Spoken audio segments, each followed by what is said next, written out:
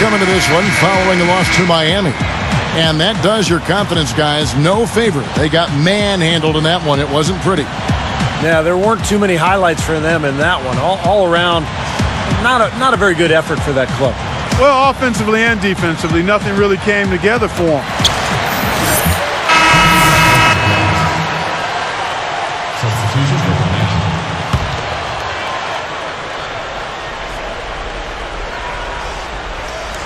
A moment to check in with Doris Burke. Doris? Kevin, I was able to speak with Tyrone Corbin for a moment.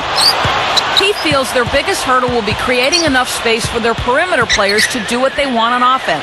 He said if we're unable to break down their pressure at times, they'll continue to smother us and severely handcuff what we can do to put up points. Kevin?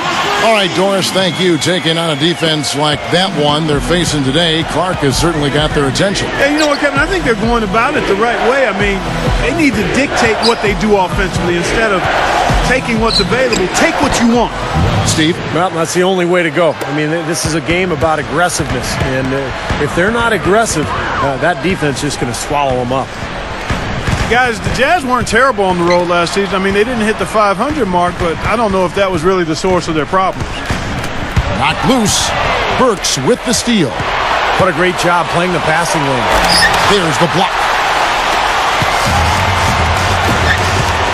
Here's Richardson. No good from Turkoglu. Well, one thing about the Jazz on the road, Clark, they fouled so much last year, they wouldn't get the same calls as the away team. Yeah, they fouled a lot. They were right up there near the top of the league. And when you do that on the road, when you foul and you're sending the home team to the line, that allows that team to get back defensively on every possession. That's a tough way to win. They've got to get better defensively this year. Harris kicks to Miles.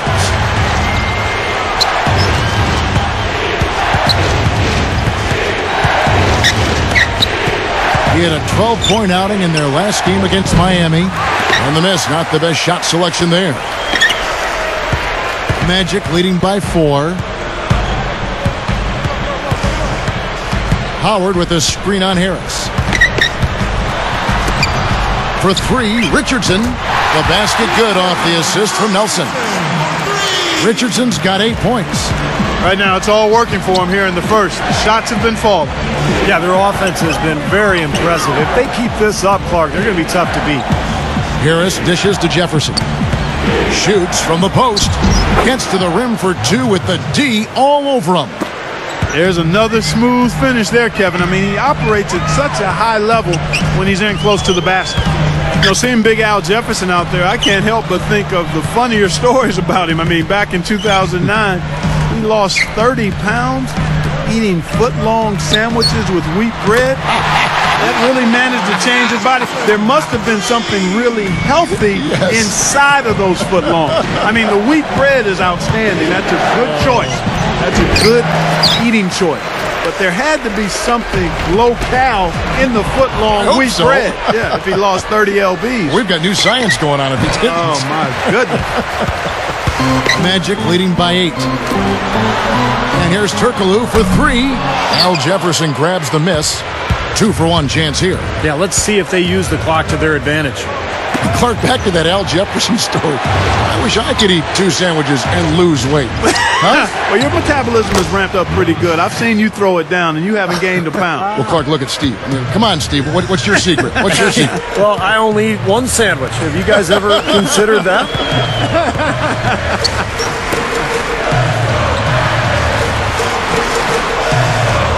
And here is Howard. A 32-point game for him in the win against Philadelphia. Just 5 to shoot. Here's Turkoglu. Drops one in from the wing. Turkoglu's got his first points in this one. And here we go with Devin Harris. 8-point game. Outside Jefferson. Over Howard. Money on the 10-footer. 6 points for Al Jefferson. And they're scoring pretty well as we conclude the first quarter. Magic out in front, up by 6. And you get a chance early on to see their depth. They've got a nice effort.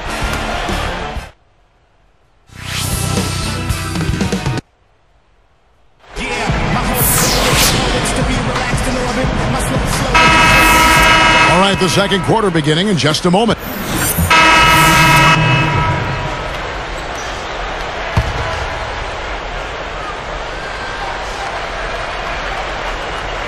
Jazz trailed by 5. Taking a look at the Jazz. Welch in a 2-guard. Millsap and Favors down low. C.J. Miles is out there with Devin Harris. Now, here is Nelson in the game against Philadelphia. Very impressive. Shot clock at 6. Here's Davis. Rebounded by Devin Harris.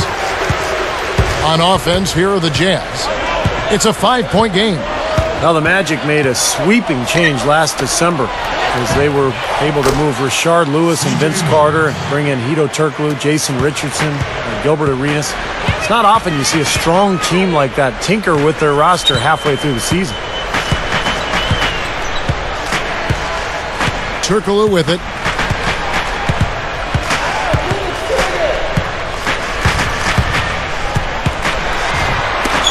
Here's Nelson, and good coming off the assist from Hedo Turkoglu. And the Magic lead by 6. Steve, back to the Magic. They felt like they needed some changes. And Clark, that trade came, as Steve just said, last December. And it just really didn't click as you look at the body of work. Yeah, you kind of like the idea of making a shakeup, trying to get it done, trying to get the pieces together to make a run at a championship. It's unfortunate that they just didn't have the right part. Right. And it sputtered more than it succeeded. Nelson outside.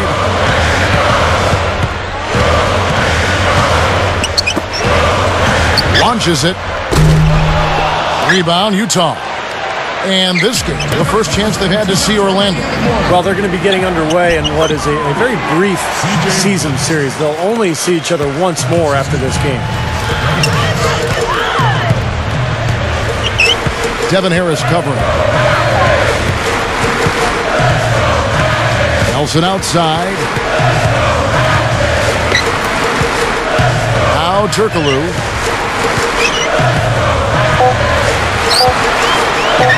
From deep three-point range, from beyond the arc, and then some. Turkoglu's got his second basket of the night.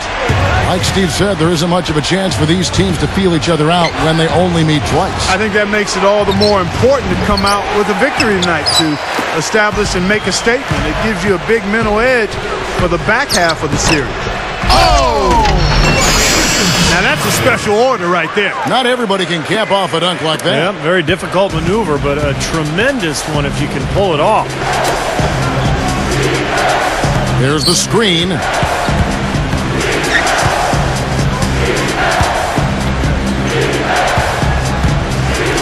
Step back shot. And again, it's Utah. 46 seconds left to play here in the second quarter.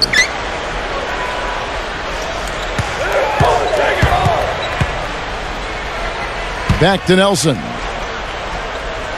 He passes to Anderson.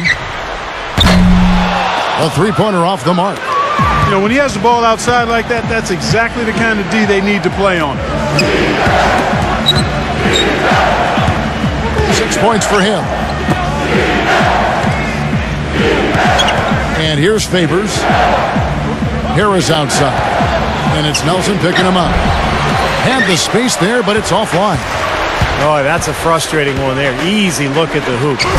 That's like you draw it up right there. That was beautiful. No doubt about it, Steve. I mean, always love to finish at the rack. Harris cannot hit. And that concludes the first half. We're back to Orlando after this. It's a Wednesday night edition of the... For the Clippers, a lock.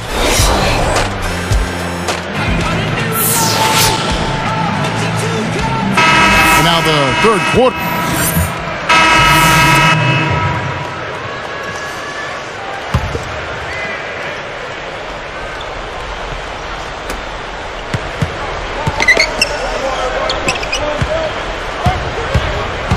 Here's Welch. Goes straight up. The feather touch on the finger roll. Beautiful. He's got 8. That's exactly what they had in mind on that possession. You know, It's really weird, guys, to not see the Jazz in the postseason as they have found their way in so consistently over the last 20 years, really, guys. All right. Earl Clark is out there with Harper. Then it's Quentin Richardson.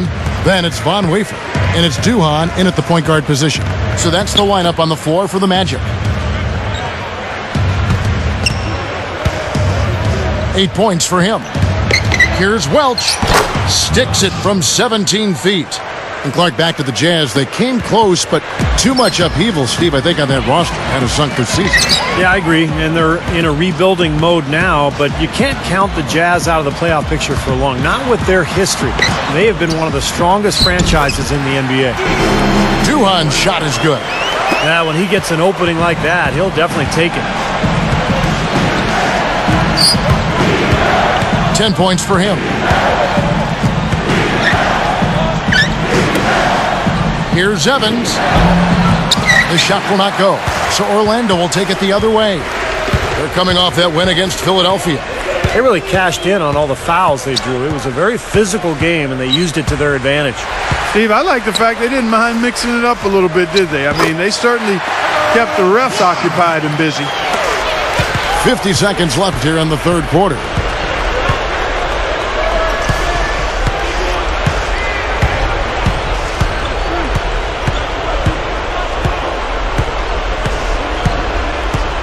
Tries it from the top of the key. Rebound by the Magic. And that's the way it's been. A big margin for them in the rebounding category. You know, sometimes you got to get down and dirty and do the dirty work. And in this one, they've done it, and it's paid off on the scoreboard in a big way.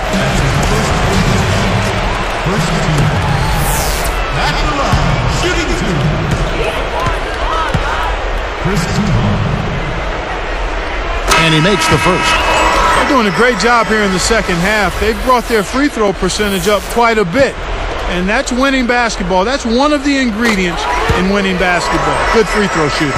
Here's what Orlando's going with right now. Dwight Howard. He's checked in for Harper. Davis comes in for Earl Clark. Jason Richardson. He's checked in for Quentin Richardson. And Jameer Nelson is subbed in for Von Wafer. And so he draws the foul on the shot. A trip to the line to shoot two.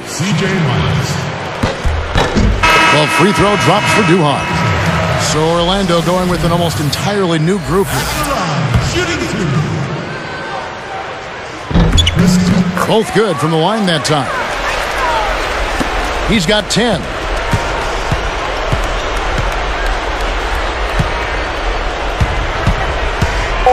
To stop the run. That one a little long. I thought he'd make that one. That's his range, and the defense nowhere to be seen. And at the end of the third quarter, a huge lead in this one may already have been decided. You look at what Richardson has done so far. He's got 13 points, and he's hit a trio of three-pointers to give himself 9 points from downtown. He's doing his best to stretch this defense out, and this long-range outburst, that bodes well for this club.